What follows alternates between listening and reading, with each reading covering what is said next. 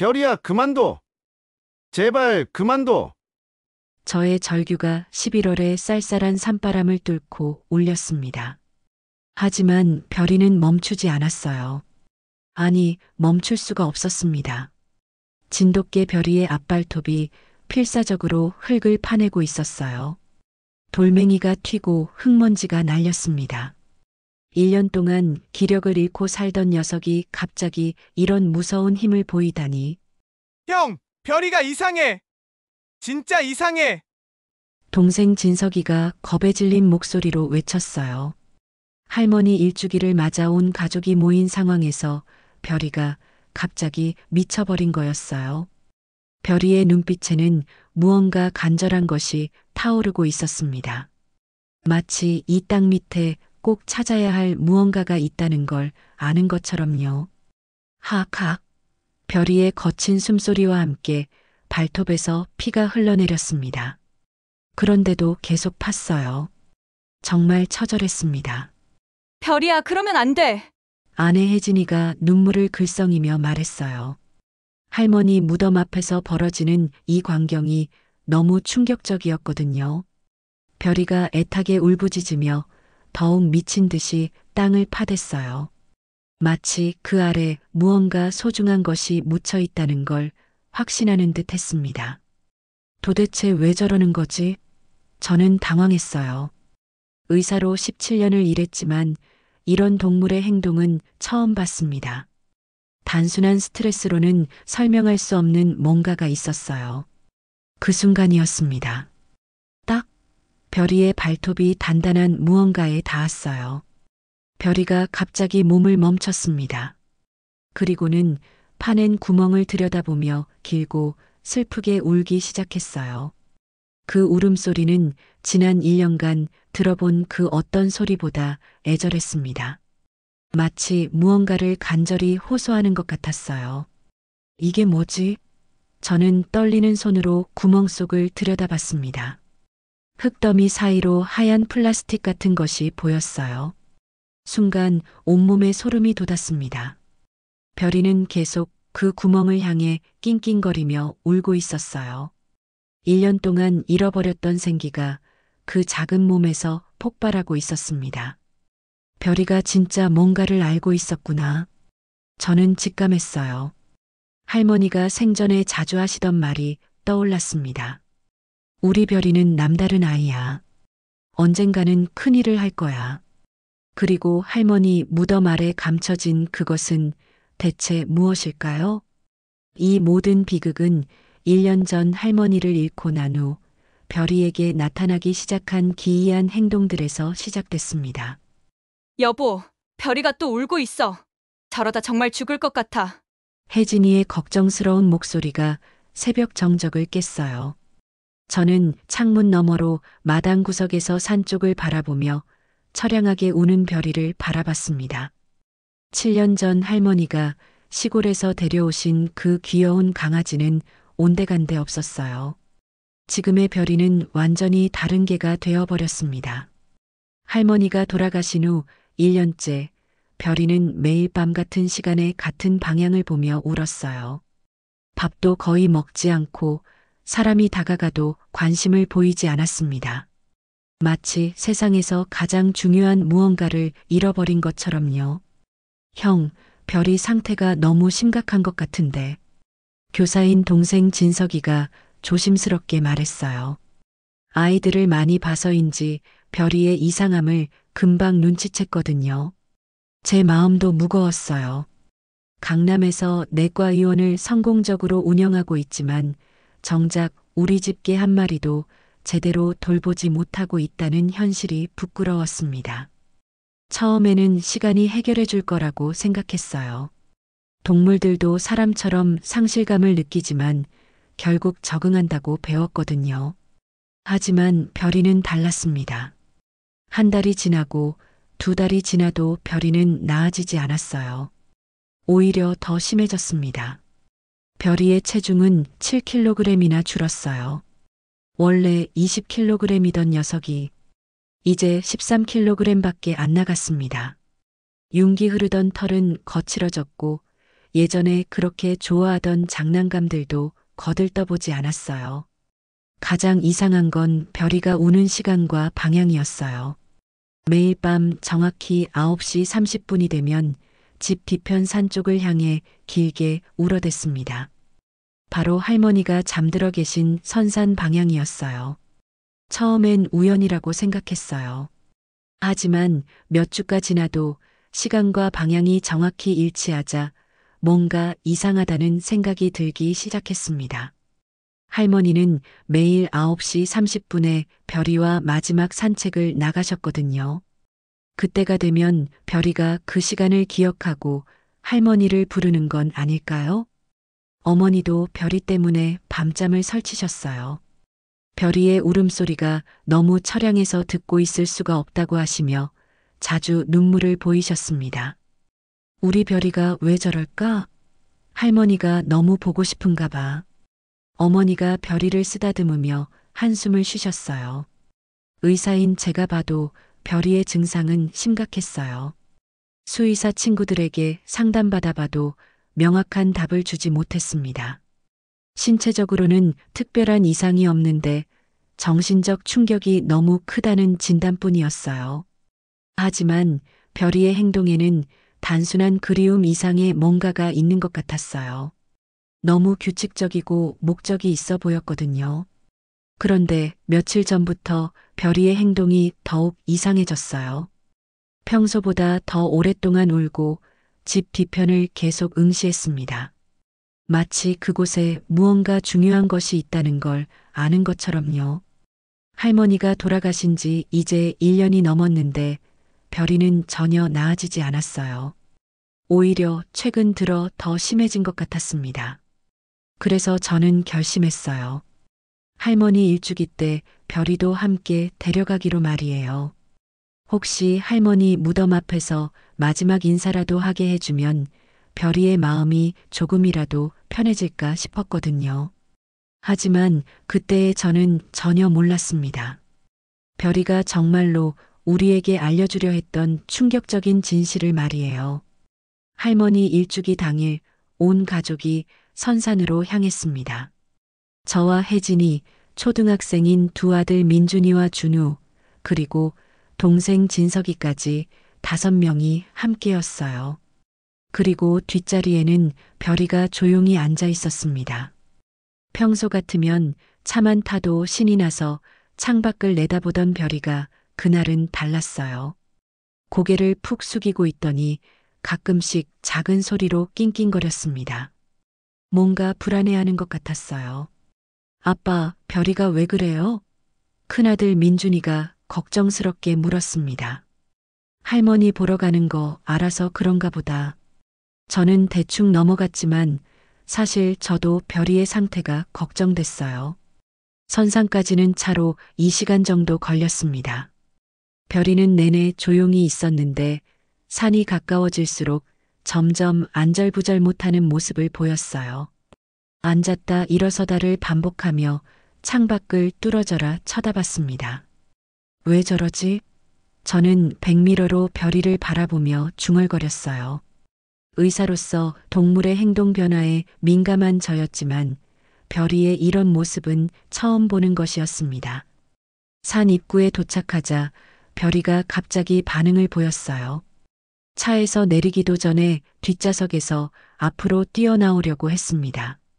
1년 동안 무기력하기만 하던 별이가 이렇게 적극적인 모습을 보인 건 처음이었어요. 별이가 나오네. 진석이도 신기했어요. 정말 오랜만에 보는 별이의 생동감 있는 모습이었거든요. 할머니가 보고 싶은가 보네. 저는 별이의 목줄을 조심스럽게 채우며 말했어요. 하지만 별이는 이미 흥분 상태였습니다. 목줄을 끌어당기며 산 위쪽으로 올라가려고 했어요. 할머니 무덤까지는 산길로 20분 정도 걸어 올라가야 했습니다. 별이는 마치 길을 다 알고 있다는 듯이 정확한 방향으로 걸어갔어요. 저희가 길을 안내할 필요도 없었습니다. 더 놀라운 건 별이의 걸음걸이였어요. 1년 동안 힘없이 걸어 다니던 별이가 갑자기 활기찬 모습을 보였습니다. 걸음도 빨라졌고 꼬리도 살짝 들고 있었어요. 별이 표정이 달라 보이지 않아? 혜진이가 뒤를 돌아보며 말했어요. 정말 그랬어요. 별이의 눈에는 1년 만에 처음으로 생기가 돌고 있었습니다. 하지만 그 생기 속에는 왠지 모를 긴장감도 섞여 있었어요. 마치 무언가 중요한 일을 해야 한다는 걸 아는 것 같았습니다.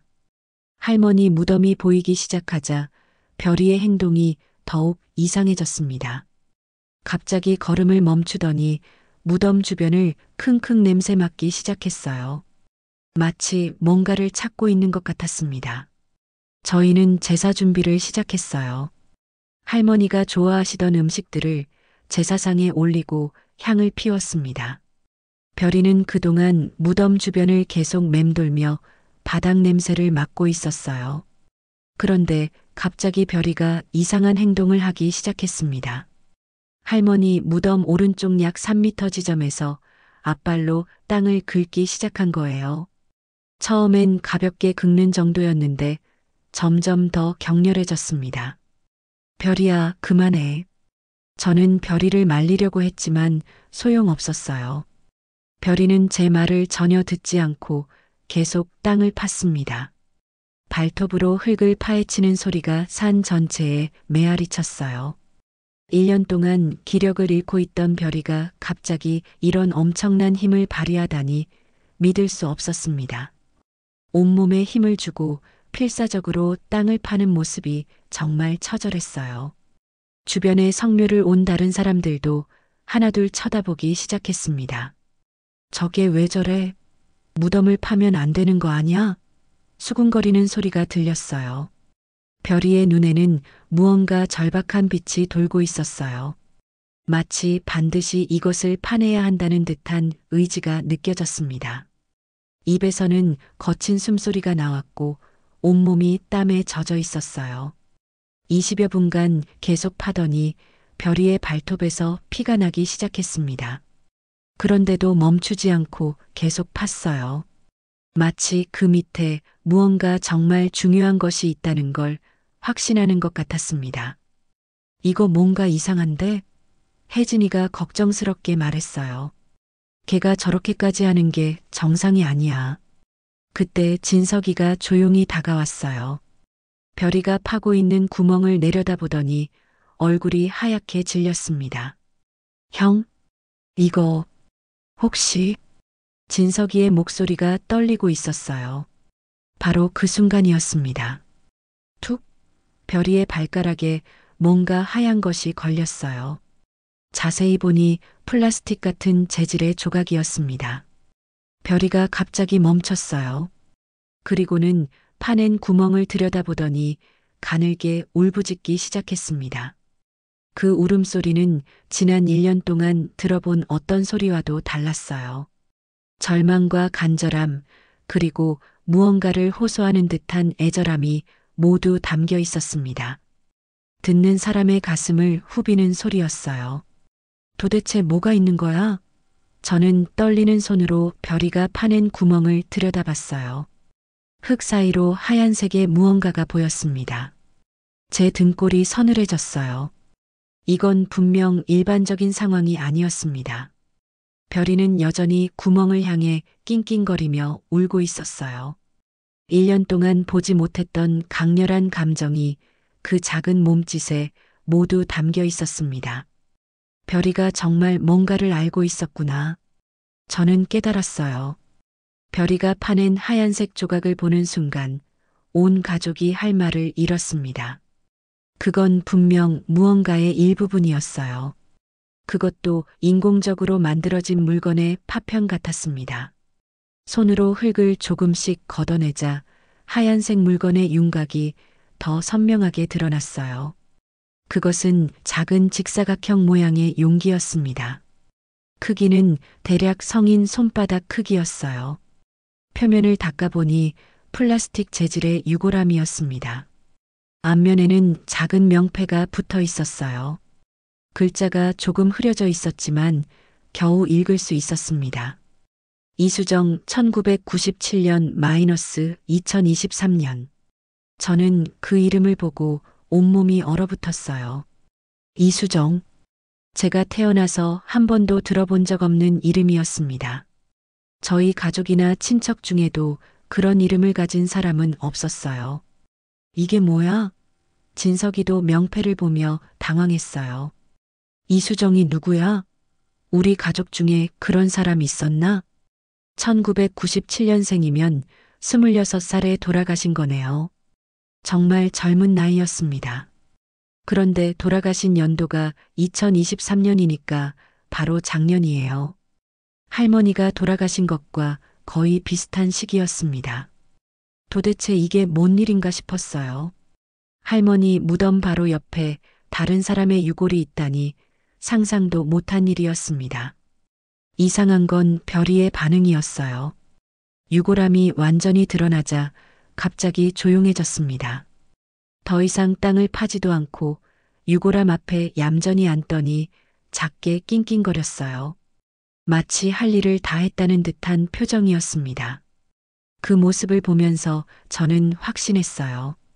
별이가 정말 이 유골함의 존재를 알고 있었다는 걸 말이에요. 주변 사람들이 점점 더 모여들었습니다. 여기서 뭐 하시는 거예요? 걔를 당장 말리세요. 한 아저씨가 다가와서 소리쳤어요. 죄송합니다. 갑자기 이러는데 저희도 어떻게 해야 할지. 저는 당황해서 제대로 설명도 못했어요. 하지만 이미 상황은 걷잡을 수 없이 커졌습니다. 유골함이 나왔다는 소문이 퍼지면서 관리사무소 직원까지 달려왔어요. 이게 뭡니까? 여기서 왜 다른 유골함이 나오는 거죠? 직원이 놀란 표정으로 물었어요. 저희도 모르겠어요. 걔가 갑자기 파기 시작해서 저는 솔직하게 대답했어요. 이건 명백한 불법 매장입니다. 일단 경찰에 신고해야겠어요. 직원이 휴대폰을 꺼내며 말했어요. 경찰이 도착하는 데는 30분 정도 걸렸습니다. 그 사이 저희는 유골함을 다시 흙으로 덮어두었어요. 증거 훼손을 막기 위해서였죠. 신고하신 분이 강민호 씨죠? 경찰관이 상황을 확인하고 사진을 찍었어요. 유골함도 증거물로 임시 수거하기로 했습니다. 이수정이라는 분에 대해서 아시는 게 있으신가요? 경찰관이 물었어요. 전혀 모르겠어요. 처음 듣는 이름이에요. 저는 고개를 저었어요. 정말로 전혀 알지 못하는 사람이었습니다. 그럼 수사를 통해 신원을 확인해 보겠습니다. 며칠 시간이 걸릴 수 있어요. 경찰관이 말했어요. 경찰이 돌아간 후 저희는 집으로 향했어요. 하지만 마음이 편하지 않았습니다. 이수정, 도대체 누구일까요? 26살이면 정말 젊은 나이인데 왜 할머니 무덤 옆에 묻혔을까요? 신기한 건 별이의 변화였어요. 집에 도착하자마자 별이가 저희를 반겨준 거예요. 1년 만에 처음으로 꼬리를 흔들며 다가왔습니다. 별이야, 너 정말 알고 있었구나? 저는 별이를 안으며 말했어요. 별이는 제 얼굴을 핥아주었습니다. 마치 이제야 알아줘서 고맙다는 듯이요. 이제 궁금한 게 하나 더 생겼어요. 별이가 어떻게 그 유골함의 존재를 알았을까요? 그리고 이수정은 과연 누구일까요? 집에 돌아와서 저는 어머니의 표정을 유심히 살펴봤어요. 분명히 뭔가 아시는 게 있는 것 같았습니다. 며칠 후 경찰서에서 연락이 왔어요. 신원 확인 결과에 대한 내용이었습니다. 강민호 씨, 이수정 씨에 대해 조사한 결과 몇 가지 알아낸 사실이 있습니다. 경찰관의 목소리가 심각했어요. 어떤 내용인가요? 이수정 씨는 작년에 무연고 사망자로 처리된 분입니다. 가족이 없어서 공동화장됐는데 누군가 유골함을 가져가서 불법 매장한 것 같습니다. 무연고 사망자요? 그럼 정말 저희와는 관련이 없는 분인가요? 그게 조금 이상한 점이 있습니다. 이수정 씨의 마지막 주소지가 선생님, 할머님 집 근처거든요. 그리고 병원 기록을 보니 간병인으로 일하신 것 같습니다. 경찰 조사 결과를 듣고 난 후 저는 할머니 집을 뒤져보기로 했어요. 혹시 이수정 씨와 관련된 단서가 있을까 싶어서였습니다. 할머니 방에서 오래된 상자 하나를 발견했어요. 평소에는 보지 못했던 상자였는데 침대 밑 깊숙한 곳에 숨겨져 있었습니다. 상자를 열어보니 놀라운 것들이 나왔어요. 낡은 사진들과 편지, 그리고 작은 수첩이 들어 있었습니다. 사진들을 보니 할머니와 함께 찍은 젊은 여자분이 있었어요. 바로 이수정 씨였습니다. 사진 속 이수정 씨는 정말 아름다운 분이었어요. 할머니와 함께 웃고 있는 모습이 너무나 자연스러웠습니다. 마치 진짜 가족 같았어요. 편지를 읽어보니 더욱 충격적인 내용이 나왔습니다. 할머니가 이수정 씨에게 쓴 편지였는데 내용이 예사롭지 않았어요. 수정아, 엄마가 너를 포기한 것을 용서해다오. 당시에는 정말 어쩔 수 없었단다.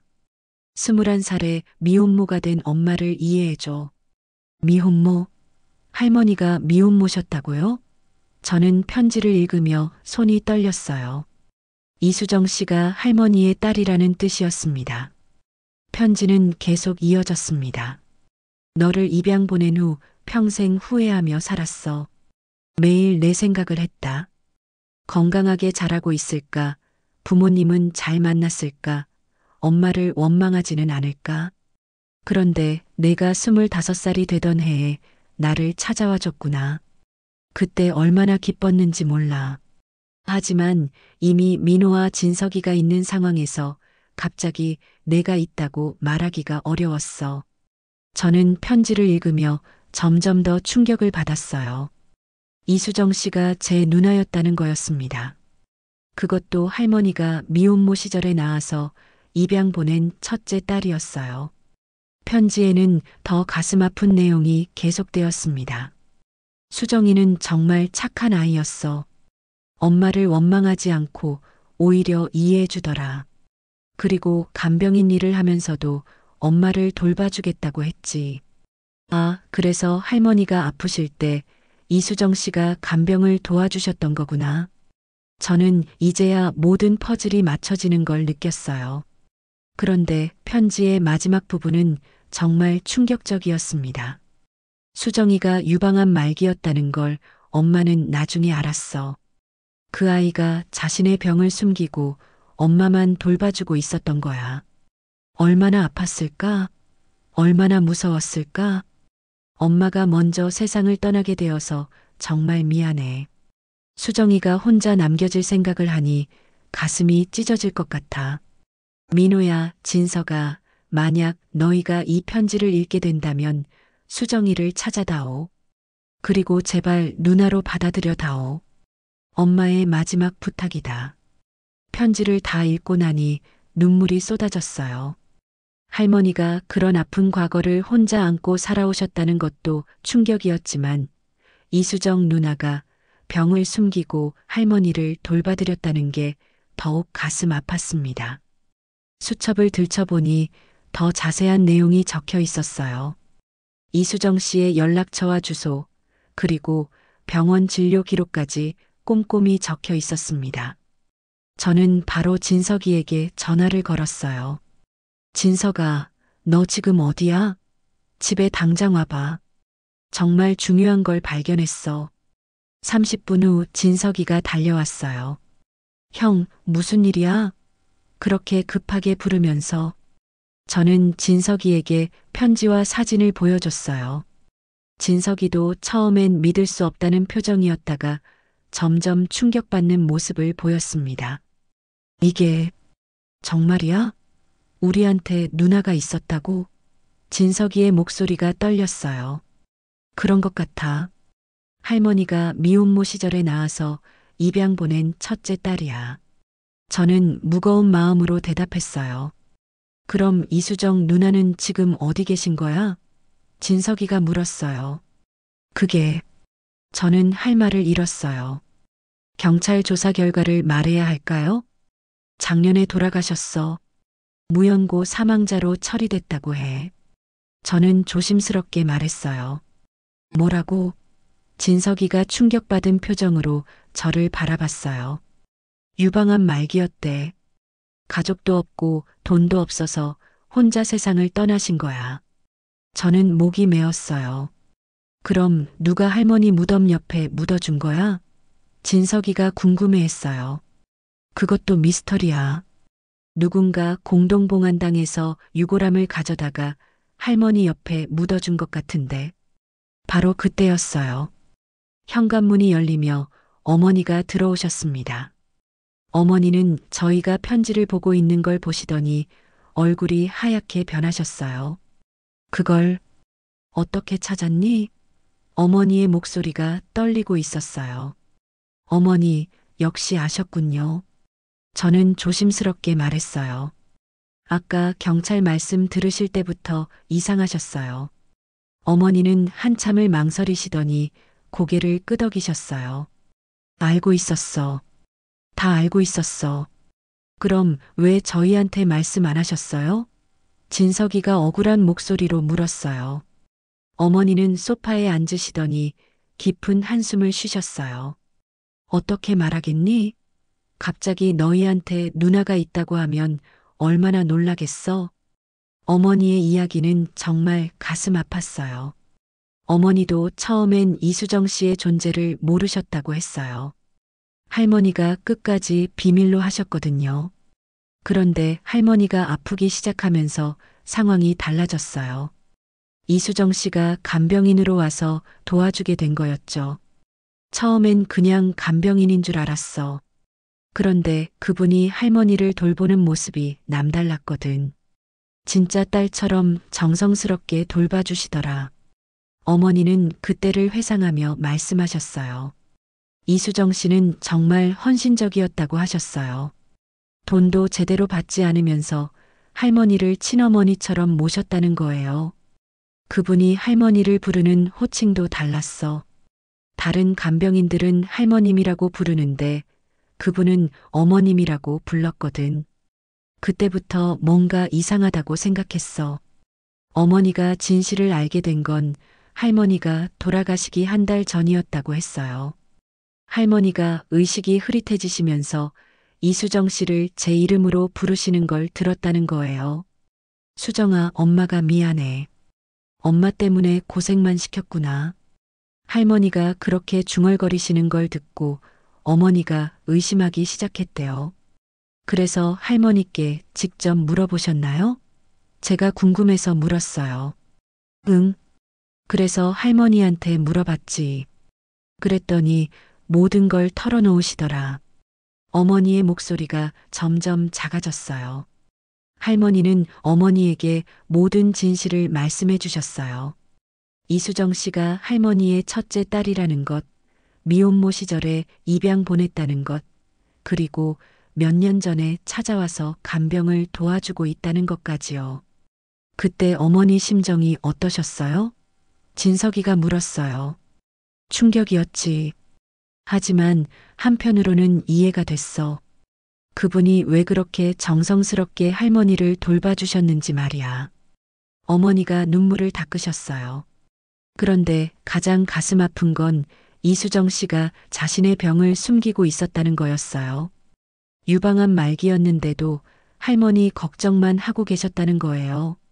그분이 아픈 걸 언제 아셨어요? 저는 조심스럽게 물었어요. 할머니가 돌아가시기 일주일 전에 알았어. 그분이 갑자기 쓰러지셨거든.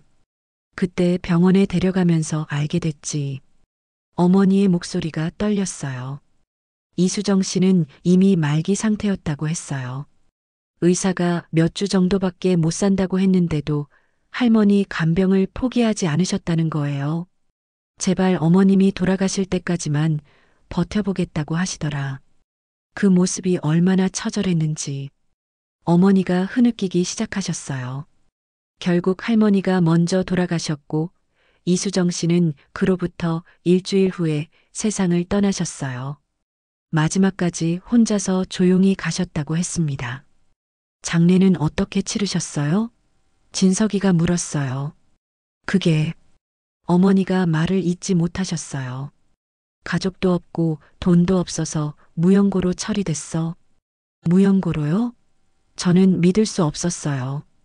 그렇게 할머니를 정성껏 돌봐주신 분이 무연고로 처리됐다니요. 내가 너무 늦게 알았어. 그분이 돌아가신 걸 병원에서 연락받고 급히 갔는데 이미 공동화장이 끝난 후였어. 어머니가 자책하는 목소리로 말씀하셨어요. 그럼 유골함은 어떻게 해? 저는 가장 궁금한 걸 물었어요. 어머니의 고백은 더욱 충격적이었어요. 어머니가 직접 공동봉안당에 가서 이수정 씨의 유골함을 모셔오셨다는 거였어요. 어머니가 공동봉안당에서 이수정 씨의 유골함을 모셔온 건 할머니가 돌아가시고 2달 후의 일이었어요. 무연고자로 처리된 이수정 씨가 너무 불쌍해서 그냥 둘 수 없었다는 거였어요. 어떻게 그런 일을? 저는 어머니의 용기에 놀랐어요. 할머니를 그렇게 돌봐주신 분이 혼자 있게 놔둘 수 없었어. 어머니의 목소리에 깊은 죄책감이 담겨 있었어요. 어머니는 복잡한 절차를 거쳐서 이수정 씨의 유골함을 모셔오셨대요. 무연고자라서 연고자가 없는 상황이었지만 할머니 간병을 도와준 분이라고 설명하니 가능했다고 하셨어요. 문제는 그 다음이었어요. 이수정 씨의 유골을 어디에 모실지 결정해야 했는데 마땅한 곳이 없었던 거예요. 봉안당 비용도 몇백만 원씩 하고 그렇다고 집에 계속 둘 수도 없고. 어머니가 한숨을 쉬셨어요. 그때 어머니는 할머니의 마지막 말씀을 떠올리셨어요. 할머니가 돌아가시기 전에 이수정 씨에게 하신 말씀이 있었거든요. 할머니가 뭐라고 하셨는데요? 진석이가 궁금해했어요. 수정아, 너도 우리 가족이니까 나중에 엄마 곁에 있어라. 혼자 외롭게 있지 말고. 어머니가 할머니의 말씀을 전해주셨어요. 할머니는 정말 이수정 씨를 딸로 받아들이셨던 거예요. 비록 오랫동안 떨어져 있었지만 진짜 딸로 인정하셨던 거죠. 어머니는 그 말씀을 듣고 결심하셨어요. 이수정 씨를 할머니 곁에 모시기로 말이에요. 그리고 어머니가 선산에 매장하신 것은 그로부터 1달 후였다고 하셨어요. 그때부터 별이의 이상한 행동이 더욱 심해졌던 거였습니다. 그래서 그날 밤에 내가 혼자 갔어. 어머니의 고백이 시작됐어요. 혼자요? 저는 깜짝 놀랐어요. 응. 새벽 1시쯤에 혼자 선산에 가서 할머니 무덤 옆에 수정이를 묻어줬어. 저는 상상만 해도 가슴이 아팠어요. 60대의 어머니가 추운 새벽에 혼자 삽을 들고 무덤을 파셨다는 게 말이에요. 어머니, 그걸 왜 혼자 하셨어요? 저희한테 말씀하시지. 진석이가 안타까워했어요. 어떻게 말하겠니? 갑자기 너희한테 누나가 있었다고 하고 그분을 무덤에 묻겠다고 하면 너희가 얼마나 놀라겠어? 어머니가 고개를 떨구셨어요. 어머니는 그때의 심정을 털어놓으셨어요. 이수정 씨를 혼자 보내기가 너무 미안하고 그렇다고 저희에게 갑자기 말하기도 어려웠다는 거예요. 그날 밤이 얼마나 추웠는지. 땅이 꽁꽁 얼어서 파기가 정말 힘들었어. 어머니의 손을 보니 정말로 상처 자국들이 있었어요. 어머니는 그날 밤 5시간 동안 혼자서 땅을 파셨다고 했어요. 할머니 무덤 오른쪽으로 3미터 정도 떨어진 곳, 바로 오늘 별이가 파낸 그 자리였습니다. 묻어주고 나서 내가 그랬어. 수정아, 이제 어머님 곁에 있어. 외롭지 않을 거야. 어머니의 목소리가 떨렸어요. 그런데 그 후로 어머니는 마음이 편하지 않으셨다고 해요. 제대로 된 절차도 밟지 않고 가족들한테도 말 못하고 혼자 묻어줬다는 죄책감 때문이었어요. 내가 얼마나 미안했는지 매일 그 생각만 했어. 수정이한테도 미안하고 너희한테도 미안하고. 어머니가 눈물을 흘리셨어요. 그래서 어머니는 지난 8달 동안 혼자 그 비밀을 안고 괴로워하셨던 거예요. 성묘 갈 때마다 이수정 씨한테도 몰래 인사를 드리면서 말이에요. 그런데 별이가 어떻게 알았을까요? 저는 가장 신기한 부분을 물었어요. 그것도 신기해. 별이가 수정이를 알고 있었거든. 수정이가 할머니 간병할 때 별이도 함께 돌봐줬어. 어머니가 말씀하셨어요. 이수정 씨는 할머니뿐만 아니라 별이에게도 정성을 다해 돌봄을 줬다고 했어요. 산책도 시켜주고 밥도 챙겨줬다고 하셨습니다. 별이도 이수정 씨를 무척 따랐고요. 수정이가 돌아가고 나서 별이가 많이 힘들어했어. 자꾸 수정이를 찾아다녔거든. 그런데 내가 수정이를 묻은 그날 밤부터 별이가 더 이상해지기 시작했어. 어머니의 말씀을 듣고 모든 게 이해됐어요. 별이는 어머니가 누군가를 묻는 걸 보고 그것이 그리워하던 이수정 누나라는 걸 본능적으로 알았던 거예요. 8달 동안 별이가 매일 같은 시간에 울었던 것도, 선산 방향을 바라보며 불안해했던 것도, 식욕을 잃고 말라간 것도 모두 이수정 누나 때문이었던 거예요. 별이가 수정이가 어디 있는지 알고 있었던 거구나.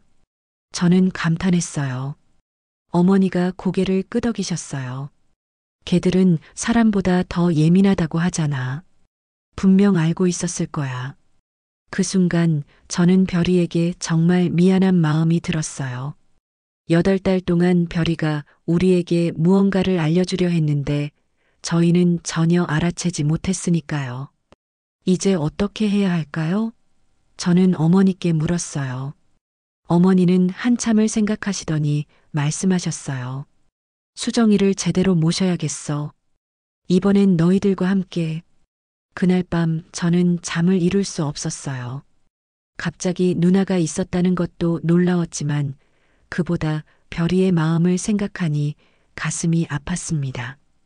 8달 동안 별이는 우리에게 이수정 누나의 존재를 알려주려 했던 거예요.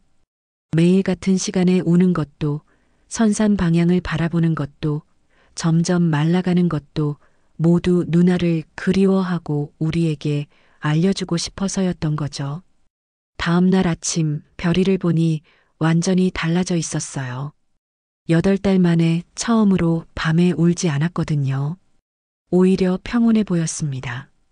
별이야, 미안해. 저는 별이를 쓰다듬으며 말했어요. 내가 알려주려는 걸 몰라봐서. 별이는 저를 올려다보며 살짝 꼬리를 흔들었어요. 오랜만에 보는 밝은 표정이었습니다. 가족회의를 열어서 앞으로 어떻게 할지 상의했어요. 모두의 의견은 같았습니다.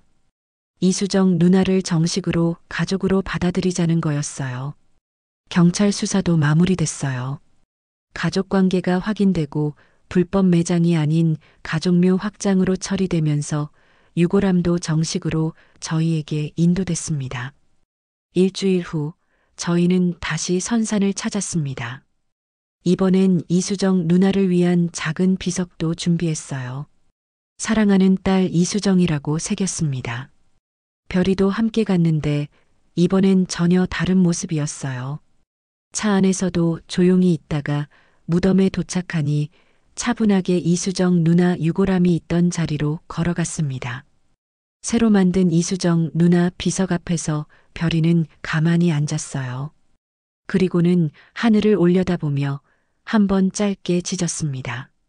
마치 누나야, 이제 제대로 된 집이 생겼어라고 말하는 것 같았어요. 그날 성묘는 정말 특별했습니다. 할머니께도 인사드리고 이수정 누나에게도 처음으로 제대로 된 인사를 드렸어요. 누나, 늦었지만 동생이 인사드려요. 할머니 마지막까지 돌봐주셔서 정말 고마워요. 제 목소리가 떨렸어요. 어머니는 이수정 누나 비석 앞에서 한참을 우셨어요. 수정아, 이제야 제대로 해줬다. 미안해. 그동안 혼자 있게 해서. 그런데 가장 놀라운 변화는 별이에게서 나타났어요. 그날 이후로 별이는 완전히 예전 모습을 되찾았습니다. 밤에 울지도 않고 식욕도 돌아왔어요. 며칠 후 수의사에게 별이를 다시 검사받아 봤는데 체중도 정상으로 돌아오고 있었고 모든 수치가 좋아졌어요. 마치 8달간의 시름을 모두 털어낸 것 같았습니다. 정말 신기해. 별이가 정말 수정이를 그리워했던 거구나. 어머니가 별이를 보며 놀라셨어요. 그날 밤 별이는 제 발치에서 편안하게 잠들었어요. 오랜만에 보는 평온한 잠자리였습니다. 저도 별이의 고른 숨소리를 들으며 마음이 편해졌어요. 별이가 우리에게 전해준 메시지. 그것은 가족은 함께 있어야 한다는 것이었어요. 이수정 누나를 혼자 두면 안 된다는, 우리 가족 모두가 알아야 한다는 간절한 마음이었던 거죠. 며칠 후 저희는 중요한 결정을 내렸어요. 이수정 누나가 생전에 간병인으로 일하시면서 어려운 환자들을 많이 도우셨다는 이야기를 듣고 그 뜻을 이어가는 기금을 만들기로 한 거예요. 수정이가 그렇게 살았으니까 그 뜻을 이어가는 게 맞을 것 같아. 어머니가 말씀하셨어요. 그렇게 해서 이수정 간병 지원 기금이 만들어졌습니다. 경제적으로 어려운 환자들의 간병비를 지원하는 기금이었어요. 누나의 따뜻한 마음을 이어가는 의미 있는 일이었습니다. 별이도 이제는 매일 밝은 모습을 보였습니다. 아침마다 저를 깨우러 오고 산책도 즐겁게 하고 밥도 잘 먹었어요. 8달 동안의 우울했던 모습은 완전히 사라졌습니다. 그리고 무엇보다 별이는 이제 평온해 보였어요. 더 이상 선산 방향을 불안하게 바라보지도 않고 밤에 울지도 않았습니다. 마침내 마음의 짐을 내려놓은 것 같았어요. 이제 할머니를 떠나보낸 지 2년이 되어 갑니다. 그동안 저희 가족에게는 정말 많은 변화가 있었어요. 가장 큰 변화는 바로 저 자신이었습니다. 의사로서 환자를 치료하는 것뿐만 아니라 그들의 아픔과 외로움까지 함께 나누는 게 얼마나 중요한지 깨달았거든요. 할머니와 이수정 누나처럼 진정으로 환자를 가족같이 돌보는 마음을 배웠어요. 단순히 병을 고치는 게 아니라 그 사람의 마음까지 치유하는 거죠. 요즘 제 병원에 오시는 환자분들이 자주 하시는 말씀이 있어요. 선생님, 병원에 오면 마음이 편해져요. 별이도 있고 분위기도 따뜻하고요. 정말 뿌듯한 일이에요. 별이와 함께 만들어낸 따뜻한 병원 분위기가 환자분들에게 실질적인 도움이 되고 있는 거거든요. 이수정 간병 지원 기금도 이제 서울 전역에서 알려졌어요. 여러 병원에서 연락이 와서 비슷한 기금을 만들고 싶다고 하시더라고요. 특히 간병인분들의 반응이 뜨거웠어요. 이수정 씨처럼 환자를 진심으로 돌보는 간병인들을 기리는 의미 있는 일이라고 하시면서 많은 분들이 동참해 주셨어요. 지난달에는 정말 감동적인 일이 있었어요. 기금의 첫 번째 수혜자였던 80세 할머니가 완전히 회복되어서 저희를 찾아오신 거예요. 정말 감사해요. 돈이 없어서 간병인도 못 구하고 혼자 고생하고 있었는데 덕분에 살 수 있었어요. 이수정 씨에게도 정말 감사드려요. 그분은 지금 무료 급식소에서 봉사활동을 하고 계세요. 자신이 받았던 도움을 다른 분들에게 전해주는 거죠. 이런 일들을 보면서 저는 확신해요. 할머니와 이수정 누나의 사랑이 끊임없이 이어지고 있다는 걸 말이에요. 별이는 이제 서울에서 유명한 치료견이 되었어요. 여러 병원과 요양원에서 별이를 초청하고 방송에도 출연했어요. 하지만 별이에게 가장 중요한 건 여전히 아픈 사람들을 돕는 일이에요. 카메라 앞에서는 조금 어색해하지만 환자분들 앞에서는 정말 자연스럽게 다가가거든요. 최근에는 정말 놀라운 일도 있었어요. 별이가 치매 환자분의 잃어버린 기억을 되찾게 도와준 경우가 있었거든요. 어떤 할머니가 알츠하이머로 가족도 못 알아보시는 상태였는데 별이가 곁에 있어주니까 갑자기 옛날 이야기를 하기 시작하시더라고요.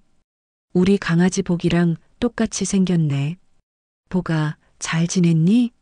그러시면서 눈물을 흘리셨어요. 그 모습을 본 가족분들이 얼마나 기뻐하셨는지 몰라요. 몇 년 만에 처음으로 할머니가 말씀을 하신 거였거든요. 이런 일들을 겪으면서 저는 동물들의 특별한 치유력에 대해 더 많이 알게 됐어요. 단순히 귀엽고 예쁜 존재가 아니라 사람의 마음을 진심으로 어루만져주는 능력이 있다는 걸 말이에요. 지난 할머니 이주기 때는 정말 특별한 일이 있었어요. 할머니와 이수정, 누나 무덤 주변에 자연스럽게 들꽃들이 피어 있더라고요. 누가 심은 것도 아닌데 예쁜 꽃들이 가득했어요. 선산 관리하시는 분도 신기하다고 하더라고요. 다른 곳에는 그런 꽃들이 없는데 그곳에만 매년 꽃이 핀다고요. 별이는 그 꽃들 사이를 천천히 걸어 다니더니 꽃 한 송이를 조심스럽게 물고 와서 무덤 앞에 놓았어요. 누가 가르쳐 준 것도 아닌데 스스로 그렇게 한 거예요. 그 모습을 보면서 저는 정말 많은 걸 느꼈어요. 별이가 할머니와 이수정, 누나를 진심으로 사랑하고 기억하고 있다는 걸 말이에요. 이제 별이는 저에게 단순한 반려동물이 아니에요. 할머니와 이수정, 누나의 사랑을 이어받아서 세상에 전해주는 특별한 존재예요. 별이를 통해 저는 진정한 가족이 무엇인지 배웠어요. 혈연으로만 맺어지는 게 가족이 아니라 서로를 진심으로 아끼고 돌보는 마음이 진짜 가족을 만든다는 걸 말이에요. 이수정 누나는 비록 저희와 함께 살 수는 없었지만 할머니를 통해 저희 가족이 되셨어요. 그리고 지금도 기금을 통해 수많은 사람들에게 도움을 주고 계시죠. 별이가 보여준 8달간의 충성심과 사랑도 마찬가지예요. 말로 표현하지 않아도 마음으로 전해지는 사랑, 조건 없이 베푸는 사랑, 그리고 죽음을 넘어서까지 이어지는 사랑을 보여줬어요. 여러분도 주변의 작은 신호들을 놓치지 마세요. 때로는 말 못하는 존재들이 우리에게 가장 중요한 메시지를 전해줄 수도 있으니까요. 그리고 진정한 가족은 혈연이 아닌 마음으로 만들어진다는 걸 기억해 주세요. 우리 사회에는 이수정 누나처럼 외롭게 세상을 떠나는 분들이 너무 많아요. 조금만 더 관심을 갖고 따뜻한 손길을 내밀어 준다면 그분들도 마지막까지 외롭지 않을 수 있을 거예요. 여러분의 작은 사랑의 실천이 모여서 세상을 더 따뜻하게 만들 수 있습니다. 경제적 어려움 때문에 제대로 된 치료도 받지 못하고 마지막까지 홀로 견뎌야 하는 분들이 없는 세상을 만들어가요. 이 이야기가 여러분들의 마음에 작은 위로와 용기가 되었기를 바랍니다. 구독과 좋아요로 더 많은 분들과 이런 따뜻한 이야기를 나눌 수 있도록 도와주세요. 그리고 오늘부터라도 주변의 어려운 이웃들에게 관심을 가져보세요. 작은 관심 하나가 누군가에게는 삶의 희망이 될 수 있으니까요. 오늘도 사랑하는 가족들과 함께 행복한 시간 보내시길 바랍니다.